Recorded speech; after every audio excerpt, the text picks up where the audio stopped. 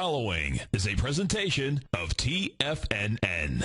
The Tom O'Brien Show is produced every business day after the market close. Tom takes your phone calls from 4 to 6 p.m. Eastern Standard Time using the data available at that time.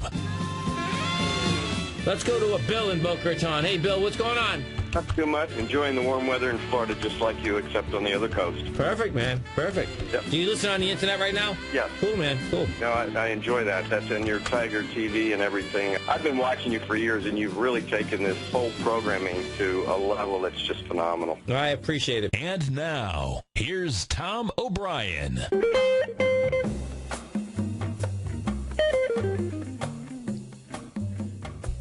Well, it's not Tom O'Brien, but it's Ken Shreve filling in for Tom O'Brien today.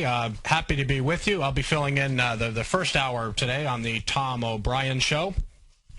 Again, my name is Ken Shreve. I write the Ultimate Growth Stocks newsletter, which launched about 6 weeks ago at TFNN.com. Always my pleasure to fill in for Tom. Reminder, my own show, Breakout Investing, airs every Tuesday and Thursday on the TFNN radio network from 3 to 4 p.m. Eastern. You can get my show anytime on iTunes. Just put my name in the search box and it'll pop up.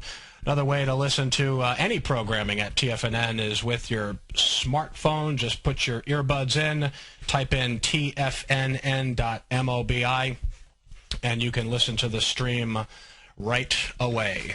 All right. Well, the market has closed. I think I'll give today. Let's give it a C- because I'm in a good mood. The Dow closed higher today by almost 43 points. I'm not sure if this is a final settle, but let's call it 43 points, up about 0.4% to 12,004. The NASDAQ underperformed again. Not a great day for the NASDAQ, down just over 7 points, 0.3% to 2616. And the S&P 500 up nearly 4 points. That's 0.3% to 1271. It was options expiration Friday. We had a big rush in trading volume early in the session, and then volume just kind of faded as the session wore on. It looks like NASDAQ volume is probably going to be about, maybe 10% higher than Thursday, maybe around 2.1 billion shares thereabouts. A little bit heavier on the New York Stock Exchange. We traded about 950 million on Thursday. Looks like we come in maybe 1.1, 1.2, 1.3 billion, something like that. But volume, again, heavy due to options expiration. But, not really a great day for the market. We opened strongly. There seemed to be some optimism about what was going on in Greece, and a lot of the Eurozone countries are going to be meeting on Sunday, and we could get a resolution, and, who knows what that could do for the market on Monday. But stocks opened nicely higher, and a lot of good stocks were moving, and then things just kind of faded and fizzled, and just kind of a ho-hum, not so great day. I was looking at the NASDAQ. Over the past 13 trading sessions, we've only been up 3 times, and the 10 times that we've closed lower on the NASDAQ over the past 13 trading sessions, we've pretty much finished right at the session low every time except one day, and that was yesterday, where the NASDAQ closed right in the middle half of its trading range. But another close near the low today for the NASDAQ. Just a lot of sellers around in this market. That may seem pretty obvious. The NASDAQ technically does not look good at all. It's still holding above its March 16th intraday low of 2603. I'm not sure how much longer it's going to be able to do it. Again, we'll see what the resolution comes on Sunday when the Eurozone countries meet to approve more funds for Greece. And even if we do see a nice rally on Monday or sometime next week, I suspect that it's probably going to end up being a tradable rally. And you can make money during tradable rallies. It's not like a tradable rally is only going to last about 1, 2, 3%, and then it's over with. I mean, sometimes tradable rallies can give you a good quick 6 to 10% pop in the indices. So if we get one, that would be nice. But my general take is that the risk still outweighs the reward in this market. There's just a lot of stocks out there acting very, very poorly. What what I do know about this market is that the stocks that I tend to target for my ultimate growth stocks model portfolio are stocks with strong fundamentals that are showing relative price strength in the market. And in that regard, a lot of these stocks are just not faring that well right now. The market is just kind of going after stocks that are holding up well, and we'll go over a few examples of that later today. Take a quick look at gold, up 0.6% today to $1,539.10 an ounce. Oil down 2% to $93.01 a barrel. That's the lowest close since mid-February. Economic data, real quick, not much today, but we did have the University of Michigan come out with its latest reading on consumer confidence. It wasn't very good. It fell more than expected to 71.8. Have a couple of callers on the line here. Why don't we shift gears and go to Luis from Boston, who wants to talk about Apple.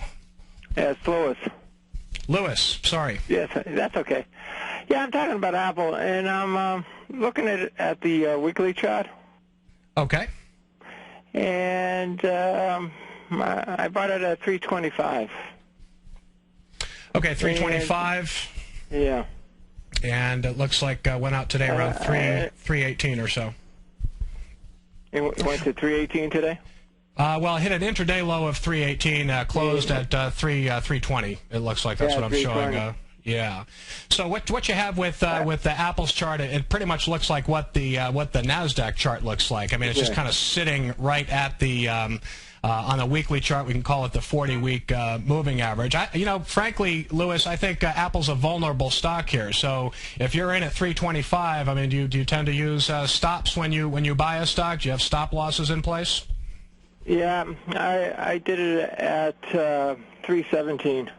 Okay. Well, the 40-week, I'd have to just take a look here and see what the 40-week moving average for Apple is. I could pull that up real quick, but yeah, I mean, this is a market where capital preservation is very important. I probably don't need to tell you that, because some of the stocks, like an Apple, which again is trying to hold above support. I mean, its 40-week moving average right now is at 328, so it's actually a little bit below it right now. So this is, it's a troubled stock.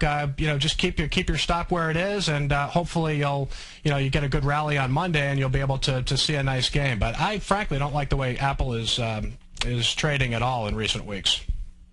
Yeah, and why is that? Because of its fundamentals, or because of its the volumes? There's so many people just trying to get out of it. I mean, it's definitely, Apple has there's been some institutional selling. I think a lot of growth managers have been taking profits in Apple in recent weeks. Technically, it just doesn't look healthy. There's been some downside volume behind its moves, and again, the fact that it closed underneath its 40-week moving average this week is not a favorable sign. Technically. So I don't know if the market is pricing in slower growth ahead for Apple. Again, when a company is used to growing 25, 30%. They've been selling. I mean, everything. The iMac, the iMac is going out like crazy, and everything else. They're selling just fine. Yeah, nobody. It's quite well.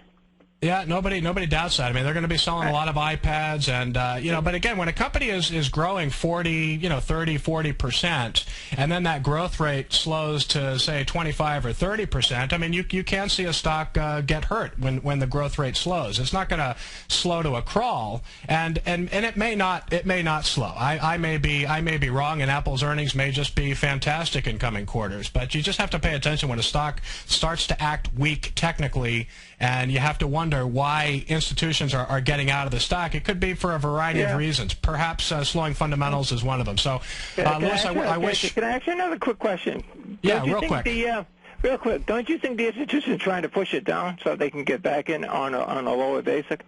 Yeah, that's possible too. What you'd want to see from here, I mean, healthy price action for Apple on an update for the market. You'd like to see volume start to expand to the upside. If you see low volume rallies, heavy volume declines, that's not what you want to see. That's not going to. Yeah, okay. Okay. All right. Appreciate it, Louis. Take care. All right, let's go to Dennis in Orlando, who wants to talk JVA. Dennis, how's it going? Good. How you doing? I'm doing fine, thanks. Fantastic. I know the market's been kind of up and down. It looks negative, but this particular stock has been like an ox. I just want to get your feedback on it. Well, yeah, I knew about the company. I think it was last week when they reported really spectacular earnings. We're talking JVA, which is a company called Coffee Holding Company. What they do is they basically market wholesale coffee beans to boutique coffee shops, and they sell roasted coffee to supermarket retailers. So the business is very strong. A lot of volume has rolled into this stock over the past couple of weeks. My main issue with it is that even though it has a lot of positive qualities, Dennis, from a fundamental standpoint, it's an $84 million market cap company with a very tiny float. So if sellers come into this stock, I mean, it could get taken apart quickly. You know, so it's really a tough call. You do have a lot of positive qualities: high return on equity, good top line growth in recent quarters. You know, so I kind of have mixed feelings about it. Fundamentals are there. You know, perhaps the price performance is justified, but certainly a tough stock to chase up here. Okay. So thank you so much. Okay, thanks, Dennis. All right, let's see what else we got here. Dave in Denver, questions about Greece. Dave, how are you? Hey, Ken, how's it going? I'm doing well, thanks. Hey, I know I got kind of a general question for you. What is your take on what's going to happen with Greece? And the whole thing's ridiculous, really. I mean, 14 months ago, we started hearing the headlines of, oh, Greece is getting a bailout. Oh, the Dow goes up 200 points. I mean, that's happened like 15 times now this last year. When do they finally say enough's enough and just tell the bankers they're not paying back the bondholders and just get it over with? You know, I mean, my general take on Greece, and we are going to see a resolution to this pretty quickly, but it is something that the media really like to, you know, they love to write the headlines about Greece, and they like to say that, oh boy, this is contagion that's just going to spill over into Ireland and Portugal and everywhere in Europe, and the whole world economy is just going to fall apart, and Armageddon is soon going to be upon us. I mean, this situation is going to work itself out. I don't need to provide a bunch of analysis as to how it's going to happen. I think that it will soon, you know, be a secondary headline in the market, and you know, again, they're going to meet on Sunday, and I think that layer of uncertainty is going to be lifted. Unfortunately, once Greece goes back into the background, then the focus is going to be on the U.S. economy, which unfortunately isn't looking great either right now. So I think there are just some headwinds that the market has to deal with here. It could be tough. Right. So I almost went short. I almost bought the SDS back today. I had that at 1968 and sold it this week at 22.25. So you took a quick gain? Yeah. Well, I had it for 5 weeks. Yeah. So well, I mean, so you sold it for a profit. I mean, that's a good trade, and yeah, I think you really have to just see how the market is going to trade one way or another on Monday. I don't really like the look of the market here, but I know that a rally could come on the doorstep at any time. So I think it's a tough market to be long, a tough market to be short too. Right. Okay. Thanks, Ken. All right. Thanks, Dave. All right, folks. When we come back, going to be joined by Steve Rhodes talking about his webinar Wednesday. We'll be right back. Tiger